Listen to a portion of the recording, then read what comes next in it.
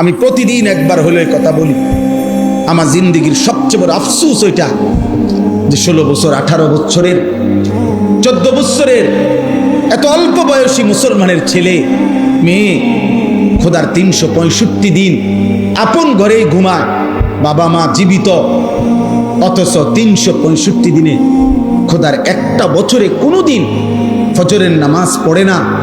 আহা, বাবা মা জীবিত, মুসলমানের সন্তান এত বড় নিকৃষ্ট কিভাবে হয়? আর মুসলমানের মা বাপ এইসা গাফেল কেমনে হয়? ওই বাপ, তুমি এত বড় গাফেল কেমনে হইলা? তোমার সন্তান একটা দিনও ফজরের নামাজ পড়বে না। তুমি কেমন বাপ হইলা? আর এটা কেমন সন্তান? বলো না বাপ, বলো না সন্তান, নওজোয়ান বলো না ভাইয়া, এই কিশোর নওজোয়ান ছেলেরা, এই বন্ধুর কথা বলো, জবাব দাও। 365 দিনে খোদার এক বছরে যে কোনো দিন 5 ওয়াক্ত নামাজ পড়লা না, তুমি মানুষের বাচ্চা? এই হাইওয়ান, মুসলমানের বাচ্চা তো নিকৃষ্ট হয় বেটা। তোর কোনো আল্লাহ নাই, তোরে কেউ বানায় নাই বেঈমান নাফরমান, তোর কোনো সৃষ্টিকর্তা নাই, তোর কোনো নবী নাই, তোর জন্য কেউ 23 বছর কাঁদে নাই, তোর কোনো ধর্ম নাই বাপ, তোর কোনো কিতাব নাই, তোমাকে কোথাও ফিরতে হবে না? কি ভাবছেন জিন্দেগি মানে কি?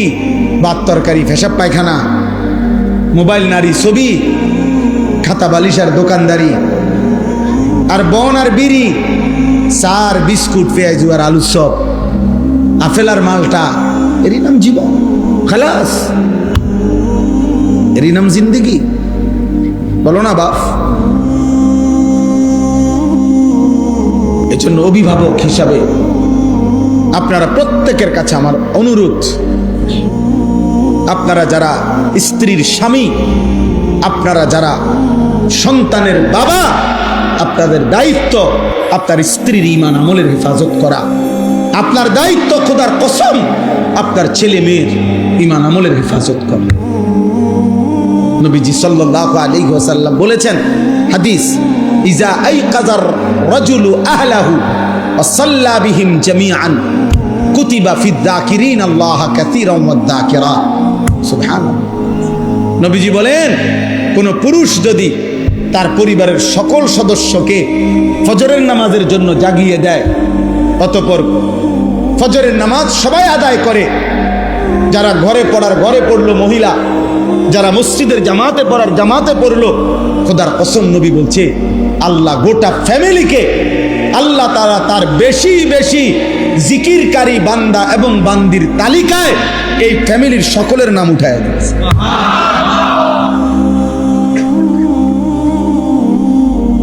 কুতিবা লিখে দেওয়া।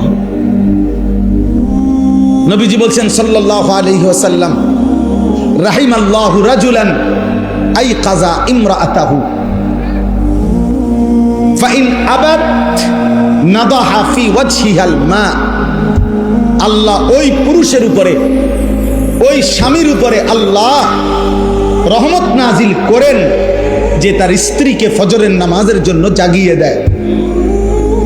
যদি সে উঠতে না চায়, ফাইন আবাত, উঠতে না চায়, তাহলে স্বামী আদর করে তার চোখে মুখে পানির ছিটা দিয়ে দেয়। ওঠো, উঠতে হবে, পানির ছিটা দিয়ে দেয় যেন সে উঠে। আল্লাহ নবী বলেন আল্লাহ ওই স্বামীর উপরে তৎক্ষণাৎ রহমত নাজিল করে।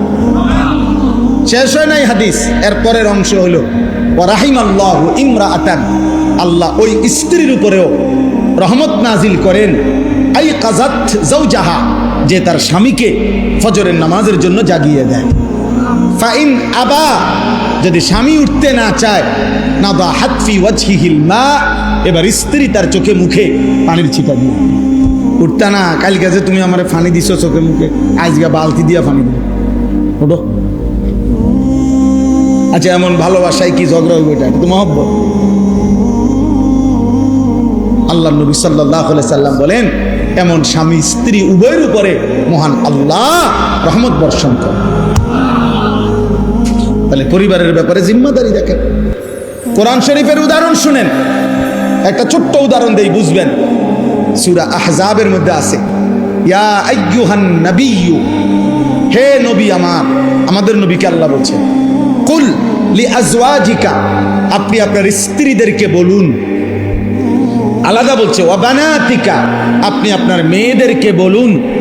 ওয়া নিসাইল মুমিনিনা, আপনি সমস্ত ইমানদার নারীদেরকে বলুন। কি বলুন? ইউদনিনা আলাইহিন্না মিন জালাবিবিহিন্না, তারা যেন তাদের দেহের আবরণ, বোরখা, পর্দা, দেহের কাপড়, মোটা ঢিলে ঢালা বোরখা আবৃত, একদম চোখ চেহারা সহ পুরা শরীর যেন ভালোভাবে তারা ঢেকে নেয়। এই কথাটা শতভাগ পর্দা করার জন্য, ঢিলে ঢালা পোশাক দিয়ে নিজেকে আবৃত করার জন্য, এমনকি চোখ জিলবাব বলা হয় যেটা দিয়ে চোখও ঢাকে, এরকম পোশাক দিয়ে তারা যেন নিজেদেরকে ঢেকে নেয়। এই আদেশ, এই পর্দার আদেশ আপনার স্ত্রীদেরকে বলুন, আপনার মেয়েদেরকে বলুন, ইমানদার নারীদেরকে বলুন। বুঝছেননি? কথা বলেন না, কথা এটা বুঝছেননি?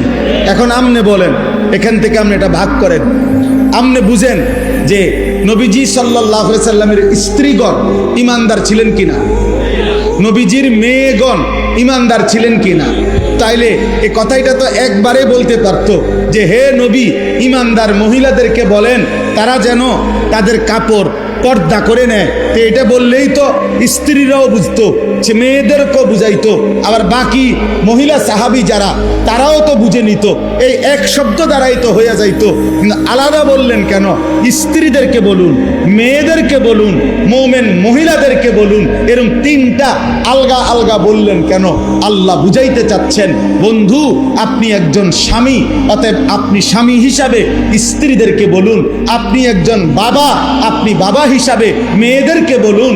আপনি একজন নবী, নবী হিসাবে আপনার ইমানদার উম্মতের নারীদেরকে বলুন। কি করে দিছেন? আলাদা করে দিছেন, নয়তো এমনি কইলো কেন? ভাগ করে দিছেন কিনা?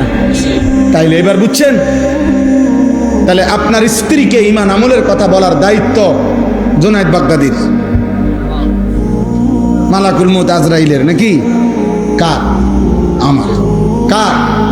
আমার স্ত্রীকে বলবে কে? আমি বলবো। আমার মেয়েদেরকে বলবে কে? আমি বলবো। আমি বলবো।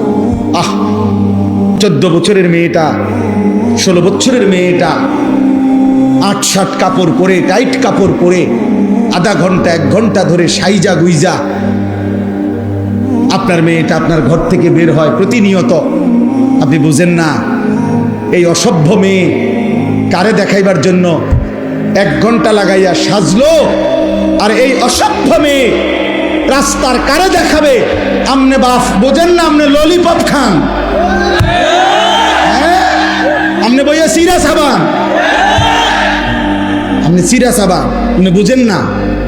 আমনের বেডি 1 ঘন্টা লাগাইয়া সাইজা, টাকা আমনের, কাপড় আমনের, মেকআপ আমনের, পাউডার আমনের, ফেয়ার এন্ড লাভলি আমনের, টাকা সব আমনের, রংসায় অটো ড্রাইভার, রংসায় সিএনজি ড্রাইভার, রংসায় রাস্তায় খাড়াইয়া মুতে এমন অসভ্য বখাটে দুশ্চরিত্র যুবক আপনার বেটিরে দেখে আর টিটকারি মারে। এই মুসলমান, এত বড় বেগায়রত, আত্মমর্যাদাহীন কেমনে হইবি বাপ বেটা? তুমি কোনো পুরুষ না?